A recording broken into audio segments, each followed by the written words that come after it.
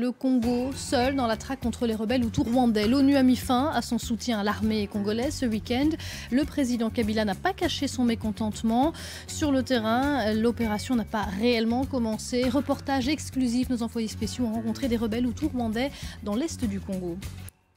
Les tensions sont donc très vives entre l'ONU et les autorités congolaises. Le président Kabila a dénoncé l'ingérence de la communauté internationale. Il a convoqué hier une vingtaine d'ambassadeurs, leur affirmant que son pays renonçait à tout soutien des Nations Unies pour leur offensive contre les rebelles hutus rwandais, les FDLR. La veille, l'ONU avait annoncé la fin de son soutien à l'armée congolaise. L'ultimatum, la date limite pour remplacer deux généraux controversés ayant été dépassés.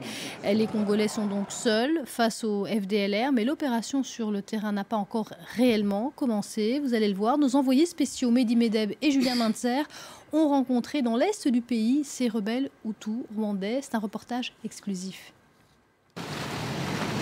Au bout d'une route quasi inaccessible, perché au milieu des collines, l'un des fiefs des FDLR. Depuis 3 ans, des rebelles hutus rwandais vivent ici au milieu des civils congolais et des réfugiés. Officiellement, les opérations militaires contre les FDLR ont commencé, mais dans ce village tenu par les rebelles hutus rwandais, la vie suit son cours. Vous le voyez, les civils n'ont absolument pas fui.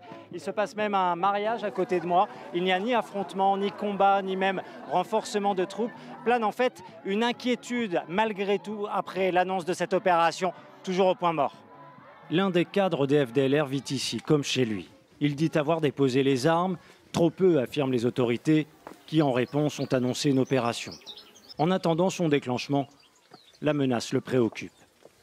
Si ces opérations doivent effectivement se réaliser, indubitablement, il y aura des morts et il y aura beaucoup de conséquences. Si, mais pour l'instant, il n'y a rien. Pour le moment, là où je suis, il n'y a pas de bombe jusqu'à présent. Ça, c'est vrai. La perspective d'une opération inquiète également les civils rwandais. Pierre Damien a fui son pays, 20 ans d'errance dans l'est du Congo. Sa sécurité, c'est au FDLR que ce réfugié la confie depuis 2 ans. Nécessairement, oui, FDLR est ici en protégeant son peuple. Pour le moment, il nous dit de réciter paisiblement. Et vous avez peur de fuir encore? De fuir encore. Ici, il n'y a pas de brousse. Il n'y a pas d'autre endroit où pouvons-nous se cacher. Mais sur le terrain, les militaires en poste près de la zone des FDLR ne semblent pas se préparer à une quelconque intervention. L'officier en caméra cachée avoue même que depuis 2 semaines, rien n'a bougé. Tous les tendus sont calmes. Pas de problème. Il n'y aura peut-être même pas d'opération militaire.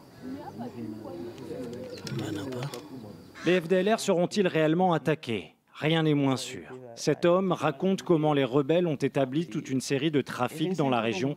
Parfois, ils collaborent même avec des militaires congolais. La FARDC en question n'entre pas dans la forêt pour couper les arbres, mais elle facilite les FDLR pour aller vendre leurs produits finis, la braise et le planche. Déjà, quand les FDLR vendent, ils remettent un pourcentage de leurs bénéfices à l'armée congolaise. L'offensive se fait attendre et pour compliquer la donne, Kinshasa et l'ONU stoppent leur collaboration. En cause, 2 généraux congolais accusés de graves violations des droits de l'homme. L'ONU demande leur suspension.